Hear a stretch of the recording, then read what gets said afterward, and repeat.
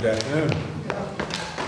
So it's a particular pleasure to be here with the latest star recruit of the Washington Nationals baseball team, Jens Stoltenberg, also known as the Secretary General of NATO. It's wonderful being with Jens yesterday at Nationals Park, watching him throw out the first pitch. But it's been even more wonderful to be side by side with the Secretary General for the last 3.5 years, in my case, watching his leadership of our alliance. We have NATO coming together for its 75th anniversary here in Washington. Of course, celebrating those 75 years, but more important, focused on today and the following days and making sure that our alliance continues to do what it's done so successfully for 75 years, which is to ensure the defense of its members.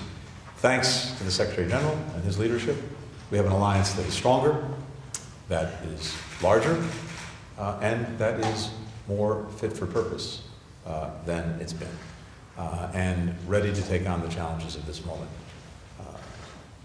That again doesn't just happen, it's a product of leadership, and I've seen it every single day these past 3.5 years with the Secretary General.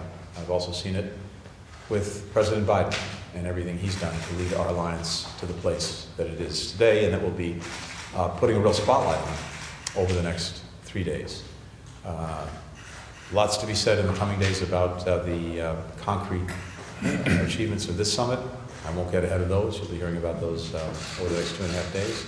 But again, suffice to say, we have an alliance that is stronger than it's been, larger than it's been, and ready to deal with the challenges of our time.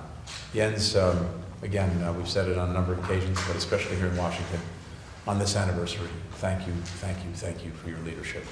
Finally, I would just say that one of the reasons it's so important that we celebrate this anniversary, as well as prepare the alliance for the way forward, is because of what this alliance actually means to the people of all the countries who are members of NATO.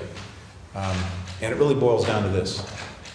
After the Second World War, and after 2 world wars, countries came together determined that we would not see yet another global conflagration. And one of the ways that they did that was coming together in a defensive alliance, NATO, 12 countries 75 years ago. And the secret of NATO's success has been the commitment that those 12 countries made to each other, and that now 32 countries are making to each other. And that is an attack on one is an attack on all. The strongest possible deterrent to aggression, the best way to prevent war from happening in the first place, is exactly through that commitment. Because a would-be aggressor understands that if they take on one country, they've got to take on all of them. That's why 75 years later, NATO has been the most successful defensive alliance in the history of the world, but also why it remains the critical alliance going forward and why more countries have wanted to join.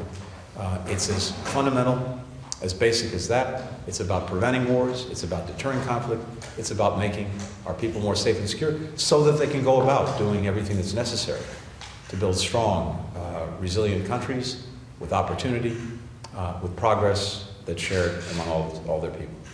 Yes. Thank you so much, Secretary Blinken, dear Tony. Thank you so much for hosting me and my delegation here again. And thank you for giving me some, basic advice about baseball yesterday. It was great to throw the first pitch, but I think I should focus on politics, not on baseball in the future.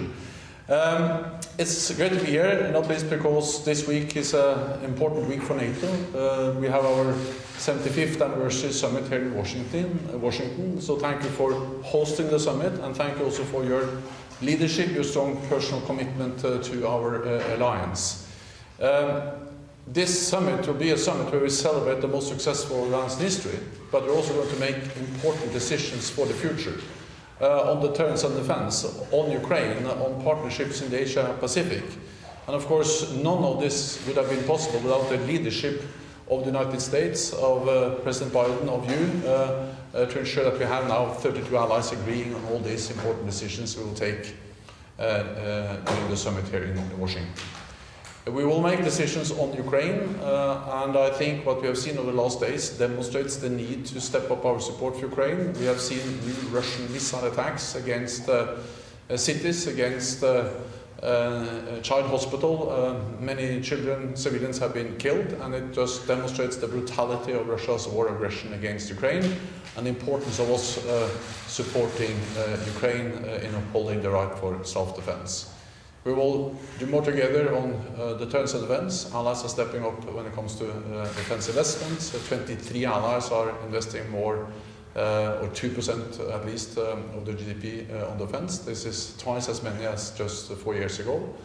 And then we will further strengthen our partnership with the Asia-Pacific partners. So this is a busy week, and it's great to be in Washington, and great to see you again, Tony. Thank you. Thank you. Thanks, everyone.